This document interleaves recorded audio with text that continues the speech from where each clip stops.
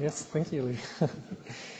Yeah, I think we heard already some beautiful work about continuum interferometric imaging in previous talks, and I wanted to switch now a bit gear and talk about interferometric imaging in spectral lines. In particular, in the infrared, we have some really nice spectral lines that do not simply trace the same structures that we see in the dust, but trace fundamentally different processes, namely accretion and ejection. And in order to get started on this topic, I first wanted to basically challenge you with a little question to give you some feedback. Namely, I would like you to think about the most awesome, absolutely mind-blowing observation that you could think of that could really transform our understanding of planet formation. It's basically something that every observer needs to do ahead of the annual proposal submission deadline, but maybe even as theorists you have some idea. So what is something that we could potentially even do in a single observing run and could really transform our understanding of planet formation? Well, let's maybe just throw up some ideas. So maybe can we think something about grain growth? Anyone? Maybe with a raise of hands? Okay, that's one. and trying to look for sort of decameter and greater size bodies. That would really be fantastic. Yes, I agree. Another idea? What about accretion and ejection processes? Is there something that we can do there? Or maybe the origin of astrophysical viscosity? I think there's some. Yeah, but you have to come up with that specific experiments that can do it with an observing one. And finally, who thought about CPDs in that context? Yay! There's a lot of hands. So that's what I want to get into, because I think with a single observation of the velocity field of a CPD, we could really transform our understanding of planet formation on a system like PDS-70. If we were able to see how the gas moves close to the planet, we would be able to determine its kinematical mass, really calibrating the models for how these planets form. We would be able to determine whether the planets accrete spherically, through polar infall, or have magnetospheres as well. And we might even spot jets associated with the planets, or search for moons that might interrupt the velocity field around the planets. So yeah, there's a lot of potential there if we were able with an interferometer to really go onto these angular scales. And we'll basically need two different things for that. First, we need sensitivity to really see the line emission associated with the planet. But as you can see here, already with the 8-meter telescope, we can do something in that direction. And then we will need angular resolution to scale down, to go down on these small scales.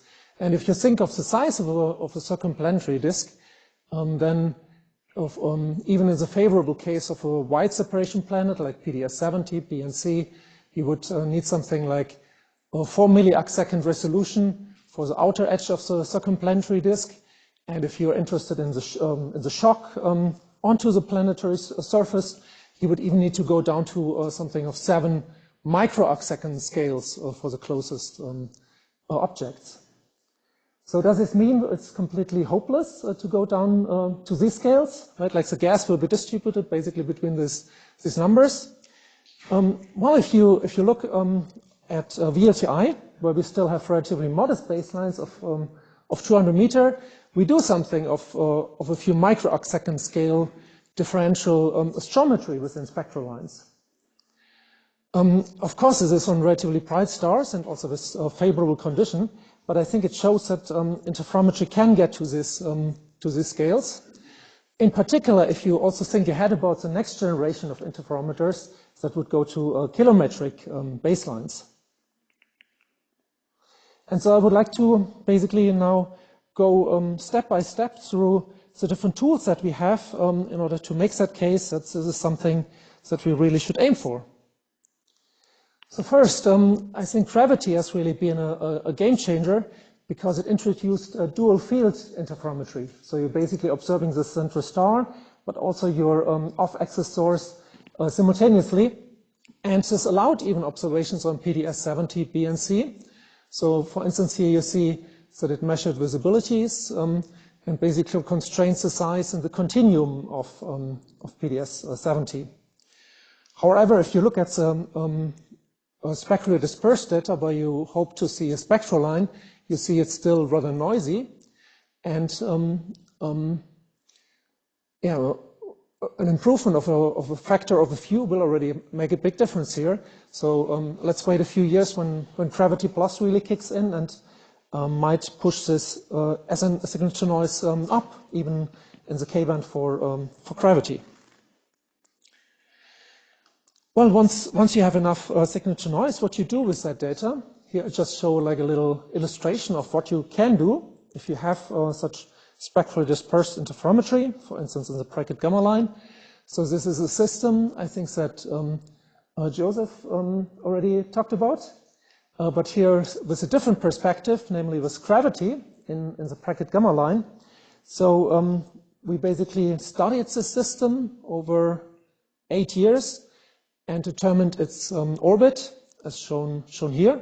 So it's a pre-made sequence binary with a 20-day period, a rather high eccentricity, and yeah, here you see the orbit of the two stars, and here an asymmetric eccentric disk cavity. So this is basically the closed side of an eccentric cavity that is carved out by the binary system here in the center.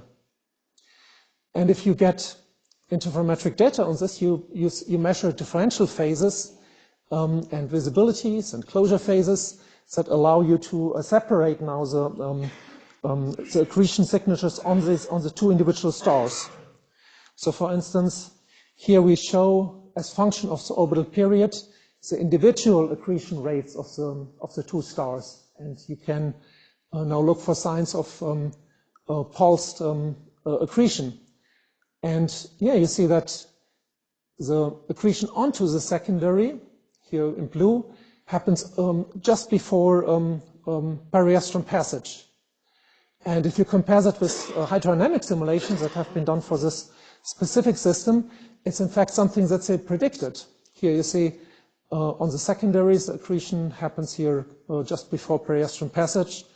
And every 500 orbits or so, that swaps around so that it accretes onto the primary instead, because this cavity that I talked about before is basically processing around the system. And so depending on the orientation of the eccentric orbit and this cavity, you get pulsed accretion either onto the primary or the secondary. So basically, if you have now an accreting planet in your field of view, you can use the same technique and search for such an accreting object, either in an off-axis field, like you would do for PDS 70, or you could also do it in an on-axis field if you have a planet inside of the dust sublimation rim or somewhere in a cleared cavity, then you would be able to spot that planet with accretion signatures in such accretion tracing spectral lines. Then the third method I think that we need is that we have to be able to determine the velocity field based on our observations. And here is an example done on a Herbig star, where you see here channel maps that we reconstructed from interferometric data for spectral resolution 12,000, or here a velocity map showing you basically the blue and redshifted lobe. And crucially, we see that there is a misalignment of the axis of this photocenter shifts that we reconstruct with respect to the continuum disk, namely of 14 degrees here. And we showed that this misalignment can be caused if you have a Keplerian rotation superposed with an outflowing velocity component. So if you have a disk wind such as here, then the scale of the misalignment is linked with your ratio between Keplerian velocity and your outflowing velocity component, so your poloidal field. And this effectively gives you a constraint on the two-dimensional velocity structure because you probe a specific radius in the velocity field in bracket gamma here. But if you're not able to observe multiple spectral lines, such as done here with amber in the H band, where we had here also some higher order bracket lines, then you can do that method in two different parts of the disk, namely at 12 stellar radii, here in bracket gamma, and at 3 stellar radii with this higher order bracket lines. And you see that this displacement is much stronger in closer in. And so this shows that the disk wind in MWC 297 has in fact such a nested structure as predicted by some wind launching models. So you see here directly that this displacement shows you this disk wind structure. So this is a method that we can use to constrain the three-dimensional velocity fields of such objects. And now, the interesting thing is that if you go to shorter wavelengths, you get even better spectral line tracers, in particular the Paschen beta and Paschen gamma line, and also the helium-1 accretion tracing line that have not been accessible with interferometry so far. And these shorter wavelength lines is well interesting because they trace accretion very directly, such as for instance with the helium-1 line, but also that they have a better equivalent width. So you can get a better signal to noise. And that should also be true for CPDs. So here's a model which compares here the line flux that you expect in bracket gamma compared to these Paschen lines that we can access at shorter wavelengths. And you see that at shorter lines we have higher chances of getting good signal to noise and detecting the CPDs better. So that's why I think here for VLTI the J band with the Paschen lines is the optimal compromise between good equivalent width in the line and still having moderate dust extinction. And so we're just building a new instrument for VLTI. It's a visitor instrument. It's called Bifrost that will try such line detection in the Paschen lines. And we simulate it like which integration time we would need for PDS-70B to do such an observation, and it comes out to 6 hours for 3 sigma detection if you have a highly optimized system. So basically, if there's no major losses compared to our designs, and there is a realistic chance maybe of getting PDS-70 as our stretch target. So that's how it looks like, this visitor instrument for VLTI. It's called the Asgard suit. It has the short wavelength instrument Bifrost, which has spectral resolution between 1000 and 25,000, depending on which object you're looking at. And it also has its own fringe tracker here, and adaptive optics system, and also an L-band nuller called NOT, shown on that side of the table. And also with that instrument, we plan to use that technique that is done by gravity, namely to have a dual field interferometry where you can place one fiber on the position of the star and then the second fiber on the position of your planet or CPD, and then record very deeply until you have enough signal to noise on this faint star. So that's something that we hope to do in the next few years if we can really optimize that visitor instrument. And there's also a longer term prospect, I think, that you could get closer in planets and really do CPDs properly if you plan for the next generation interferometer. And so last year there's been a lot of activity ramping up in that respect. So for instance, at the Royal Astronomical Society, we had a workshop to talk about that.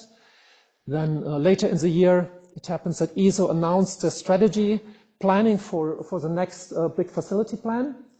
It's called Expanding Horizons. That will basically collect ideas for white papers within the next 2 years and then decide by end of 2028 what next big project ESO will tackle.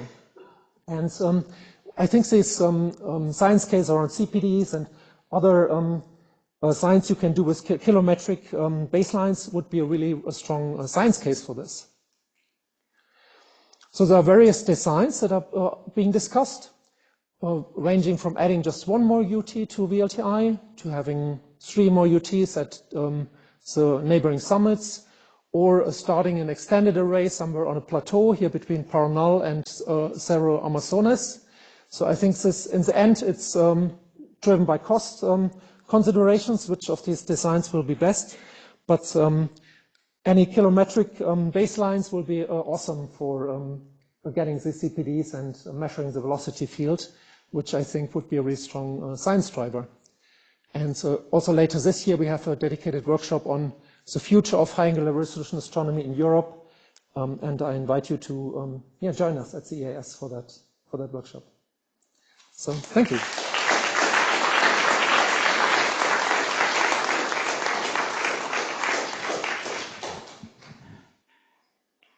I think we have time for one or two questions. Silence.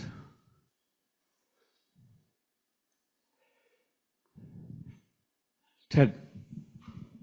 So I noticed that you could do off-axis within an arc minute, but are you stuck? I assume, you know, transition disks present the best opportunity, but could there be you'd have to have a very deep gap, or is that even possible if there was a ring structure with a gap? Could you detect something in the gap via that technique? Yes, the dual field technique, such as shown here, basically allows you to get high sensitivity and high contrast outside of some first every ring of your single dish telescope. So basically outside of 60 milliarc seconds in this case. So you would use that to target exoplanets and CPDs outside of 5 or 10 astronomical units. With nulling, you can also go further in. So if you really wanted to get the planets inside of that region, you could use nulling. And it matters, of course, like how embedded your planet is. If it is very embedded, then the short wavelength lines will be affected by extinction. But with the next generation facility, I think you could also go to longer wavelengths and use mid-infrared lines that are less affected by extinction. But this doesn't make sense for VLTI because you lose then too much in angular resolution, right? If you go to 10 microns, then you're restricted to planets really far out. But if you go for a kilometric array, then the move to longer wavelengths is compensated by the longer baselines. And so you could do then, for instance, the fundamental CO lines and see the gas rotation in the CPD in the CO lines. You could go to water lines. You could go to methanol. Right? You could all try these different tracers to see different aspects of the CPD and different regions. Thank you. Okay. The shuttle is here, I think, right? So let's thank all our speakers today.